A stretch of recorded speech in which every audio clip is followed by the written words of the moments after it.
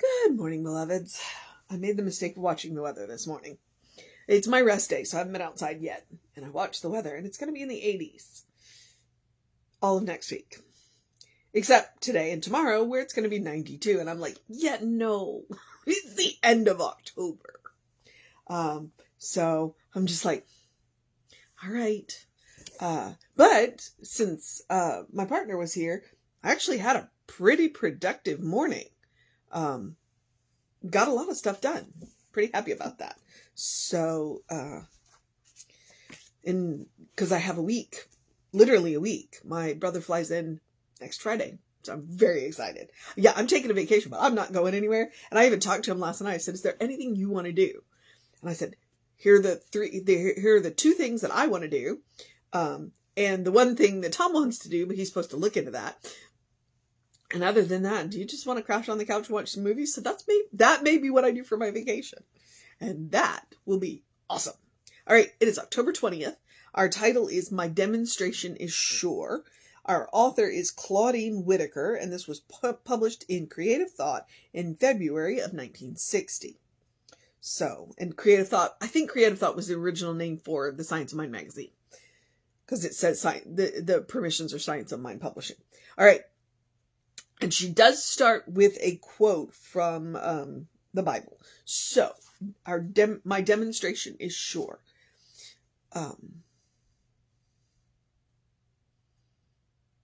God shall give thee the desires of thine heart. And that is Psalm 37:4. There is no delay or obstruction in the manifestation of my desired good. All that God is available to me right now, right here and right now. Within me is the divine intelligence that knows how to convert the invisible into the visible. I place my creative word in the ever-flowing river of the mind action, as I would place a canoe in a swiftly moving stream. The river of subconscious mind carries my word steadily, inevitably, to the sea of my larger experience of good. My word is dynamic and powerful, for my faith in the great law is unwavering. My desire is clear and definite. It is not vague or confused. I desire nothing that interferes with another's good, for I know that the one mind loves all. There is ample good for all. I keep my thinking steady, my heart full of peace and love. My demonstration is sure. It comes at a perfect time in a perfect way. I give thanks for the wondrous law of mind. Okay, there is a whole lot, just a whole lot packed into this, because she tells you very clearly what it is that you need to do, kind of like yesterday. Where yesterday our author, it was Mildred Mann, I think. Mildred Mann gave you the 7 steps for, in demonstration. Well, what she's doing is she's saying, okay, you know what? Here's all the things, again, that you want to know around demonstration. And I could pull it apart. I'm going to miss something. So I commend this to you. If you're working on demonstrations, starting out with the attitude is that there's no delay or obstruction in the manifestation, because all of God is available to me right here, right now. The fullness of God, because God is not limited by time and space. So the fullness of God is available at every point in God's creation all the time. God's not limited by time and space. And to a degree, we are not limited by time and space. Our material form and our material experience is limited by time and space. But the essence of us is not limited by time and space. So bear that in mind as you're working on this. Okay, within me is the divine intelligence that knows how to convert the invisible to the visible.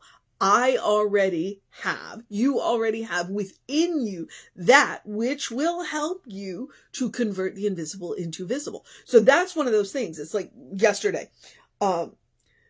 Your good already exists in the mind of God. It exists in the invisible. So that's why we can pray in the present tense. It already exists. Period. It already exists. Now, how do we get it from the invisible into the visible? So, the divine mind, the divine intelligence already exists within you to support that process. I place my creative word in the ever-flowing mind, in the river of mind action.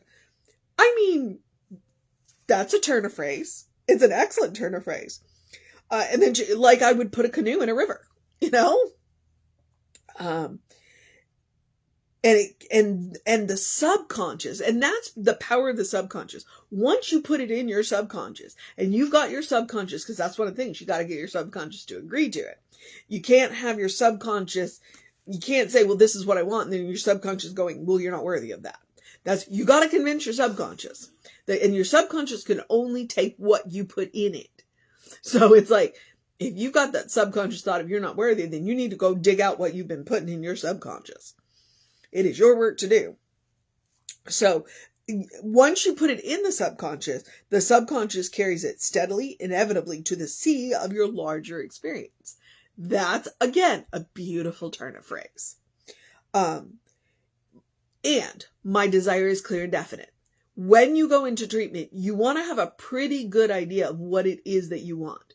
You don't have to have all of the details lined out right down to the color, but maybe you do.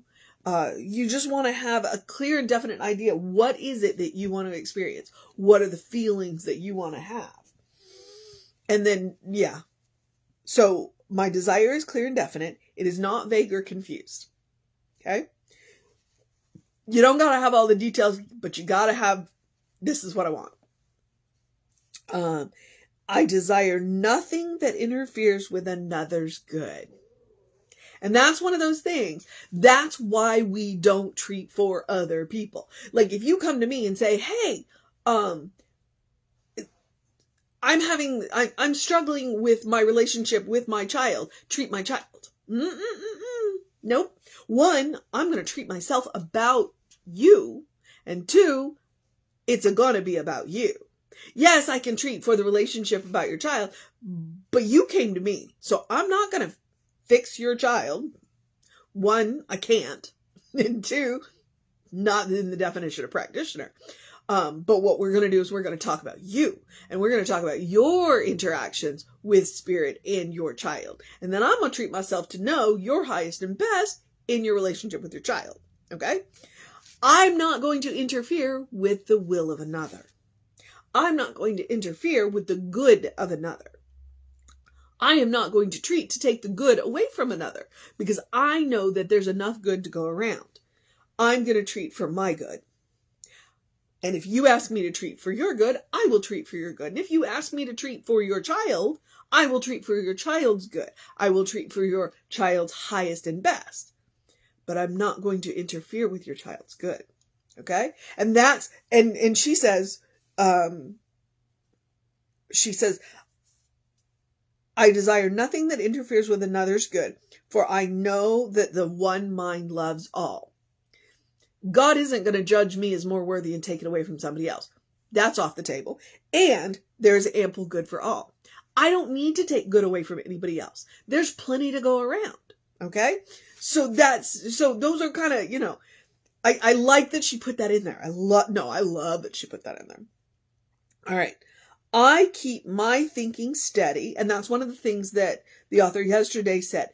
Spend a couple of minutes every day visualizing yourself in the end product. I keep my mind. You're not redoing the treatment. What you're doing is you're visualizing the end product. You're visualizing the end product. You're making the invisible visible. My demonstration is sure. It comes at a perfect time in a perfect way. Okay. Well, that's one of those things where we might have to put on a little bit of patience because God has its own timing.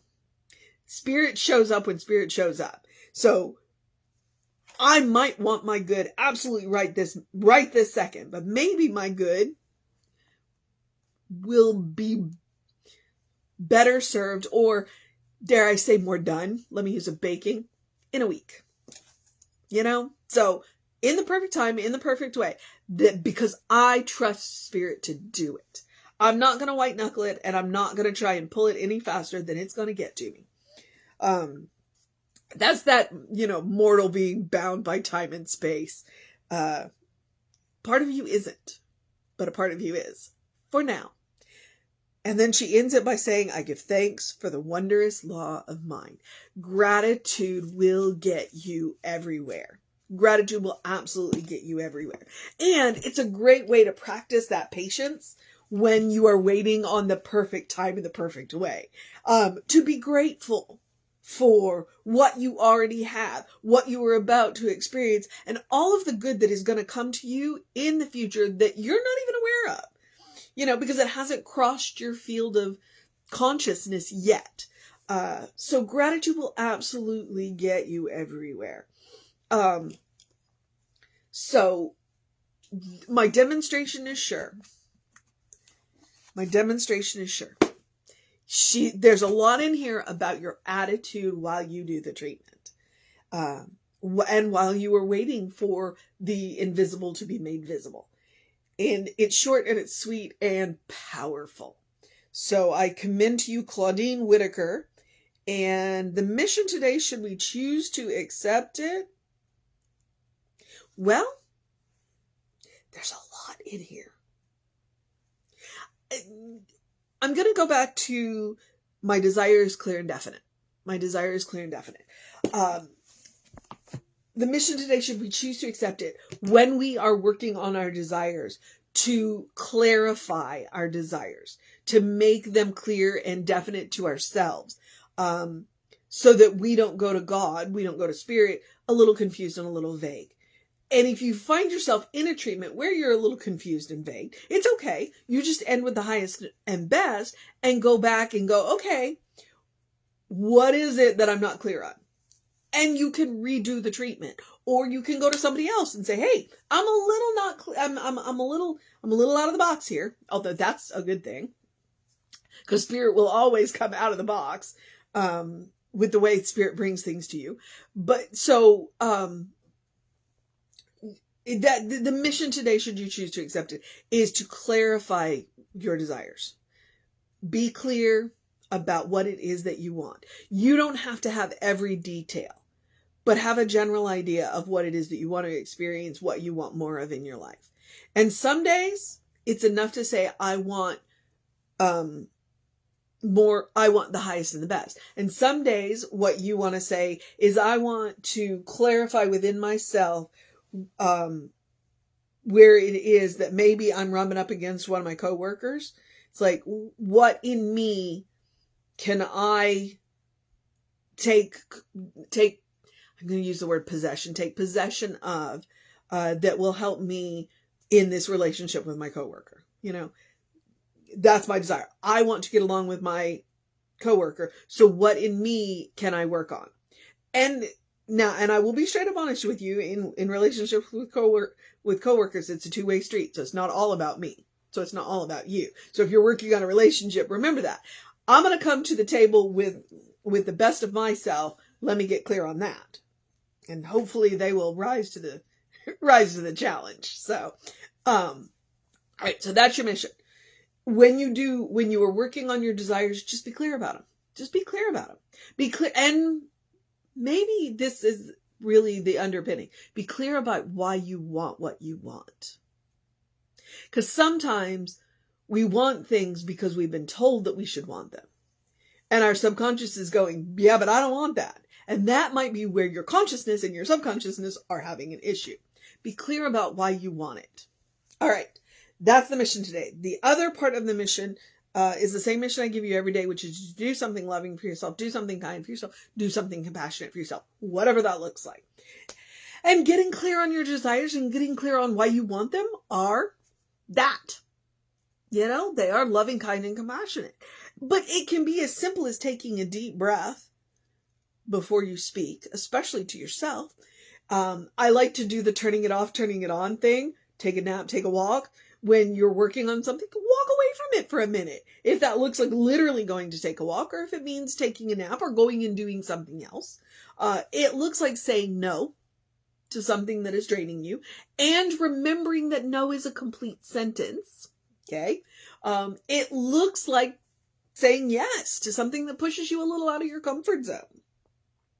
It looks like planning a vacation with nothing, to hang out with people that you love and watch movies and just be, that's loving, kind, and compassionate. I want you to practice on yourself. You are your own best test subject. You get immediate feedback. I want you to create a well-worn path to the source of your own being, which is part of what that spiritual practice is. And you're creating a path, an infinite path, or a path to an infinite source of love, kindness, and compassion. But most importantly, I want you to create that habit, right? That's what I'm talking about. You deserve your own love. You deserve your own kindness. You deserve your own compassion. I don't ever want you to forget that. Yes, it is a spiritual practice of self-care because you deserve your own love, kindness, and compassion. Practice on yourself. I'm also going to remind you in this spiritual practice of self-care to eat dessert first occasionally. Okay? One, I do legit mean that. I believe chocolate's the first step to fixing anything. But two, your life is a special occasion. By saying eat dessert first, what I'm saying is go out of your way to make the ordinary extraordinary a little more often. Whatever that looks like for you. I'm also going to remind you that joy is a quality of God. Therefore, joy is a quality of you. No matter what is going on in your life, you deserve joy. So make room for it. Make room for it. Make the effort and make room for joy in your life. Every day. All right, beloveds. The rest of the suggestions are basic self-care. Do something to engage your mind and your body, unless today is your day of rest. Please drink plenty of water. I mean, if we're going to get back into the 90s and the end of October, hydrate. Your brain works better, your body works better, your skin looks better if you hydrate, so drink plenty of water. I do also encourage you to get that early in your day bright light. Now, I have not been out in the sunlight today, so I'm definitely using artificial light to kick off my circadian rhythms. And that will help support your vitamin D levels. That will support your energy during the day. It'll support you sleeping better at night. And it only takes 5 to 10 minutes of bright light. That's why they want us off the electronics when we're trying to go to bed, because the electronics are bright light. They stimulate those awake hormones. But you'll have, like I said, you'll have more energy during the day, and it's 5 to 10 minutes. That's it. Okay. And especially since we're coming up on the time change, you can Google seasonal affect disorder lamps or lights. I think at this point you can just order light bulbs that will screw into a light fixture you already have. For that kind of bright light that will help to reset those hormones. Okay. It's important to me that y'all know that. And now I'm going to tell you my Ernest Holmes quote, because it's my favorite Ernest Holmes quote. Open the windows of your soul. Allow the breath of heaven to remind you, you do live in heaven right here, right now. It is all around us all the time because there's only one source. It's all God. It is all God. When you look around, every living being is God in motion. And every inanimate object is made from that source. It's all God. And if that doesn't rock you back on your heels, you're not paying attention. And it will definitely, when you start to think about it, you're like, oh. That's why I encourage you to look in each other's eyes, including your own, and see God looking back at you, because it's the truth. But it's also that reminder, when Jesus said the kingdom of God was within you, what he said and what that quote says to me is heaven isn't a place. It's a state of mind. It's a state of consciousness. Once we learn to create that heavenly state within ourselves, it's grace, because nobody can take it away from us. And once we learn to create it for ourselves, heaven can be any place. Not a place, but any place. That is a superpower. And you come pre-installed with it. I mean, is God not great or what? You come pre-installed with this ability. So practice it. exercise it, work at it, and work at it with other people. I can't create it for you, but what I can do is I can hold my light up so you can see where to put your feet. And I can be an island of calm when you're in a storm. I can give you a safe place to rest. What it means is when you meet people in a storm, rather than being sucked into their storm, you can pull them into your peace. Now, there are going to be people that you meet that like their storms. You do not have to let them ravage your beaches. Okay? If they do not want to come into your calm, they want to bring their storm into your calm, you are welcome to set a boundary and say no. All right? Remember that. Like I said, no is a complete sentence. So, but that's what I'm talking about. All right. Now, in this, I say open the windows of your soul. How do you do that? Look for the good and praise it. Emma Curtis Hopkins is right on. Count your blessings.